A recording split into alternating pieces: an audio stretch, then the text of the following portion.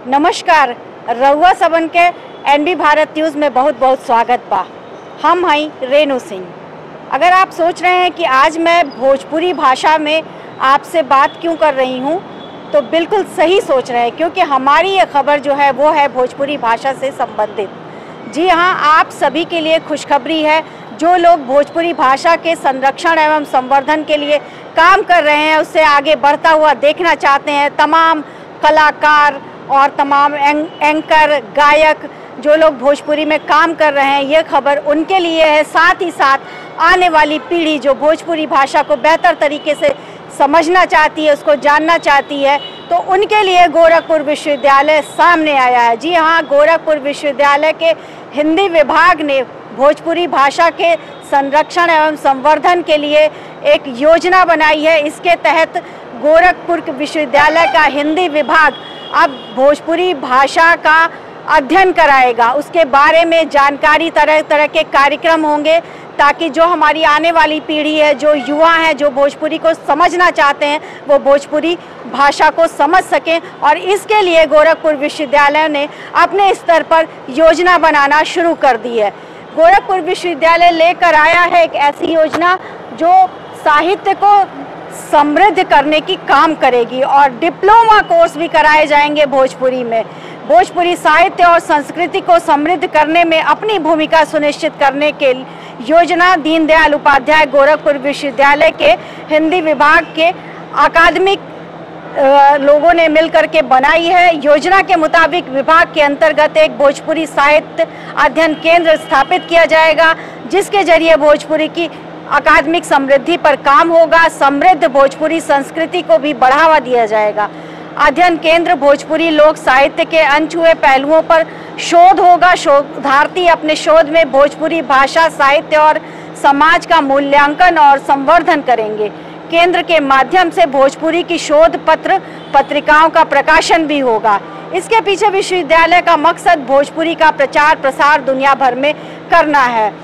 गोरखपुर विश्वविद्यालय की कुलपति पूनम टंडन जी का कहना है कि पूर्वांचल में भोजपुरी साहित्य पर बहुत काम हुआ है, लेकिन अभी तक इसके लिए कोई आधिकारिक एकेडमी नहीं स्थापित हो सकी है। इसीलिए गोरखपुर विश्वविद्यालय के हिंदी विभाग ने ये योजना बनाई है, और इस योजना की मैं सराहना करती हूँ। और मेरी उम्मीद है विभाग की योजना के क्रियान्वयन में जो है विश्वविद्यालय हर पर इस मदद करेगा, इसमें जो भी उसको चाहिए होगा, जिस भी तरह की मदद, और निश्चित रूप से इस योजना से विश्वविद्यालय की प्रतिष्ठा भी बढ़ेगी। इसके पीछे का मकसद बताया जा रहा है कि भोजपुरी का प्रचार प्रसार दुनिया भर में करना होगा। साथ ही पूर्वांचल के युवाओं को अपनी माटी की बोली से जोड़ना होगा। अध्ययन केंद्र से जुड़कर शोधार्थी भोजपुरी के शब्दकोश, लोकगीत, परंपराएं, संस्कार गीत पर भी शोध कर सकेंगे। इस क्रम में विद्यार्थियों के लिए समय समय पर कार्यशालाएं आयोजित की जाएंगी। भोजपुरी साहित्य अध्ययन केंद्र से भोजपुरी और जनपदीय अध्ययन पर डिप्लोमा पाठ्यक्रम शुरू करने की भी योजना है। पाठ्यक्रम का प्राथमिक प्रारूप तैयार कर लिया गया है। अध्ययन केंद्र की स्थापना होते ही उसे अंतिम रूप दे दिया जाएगा।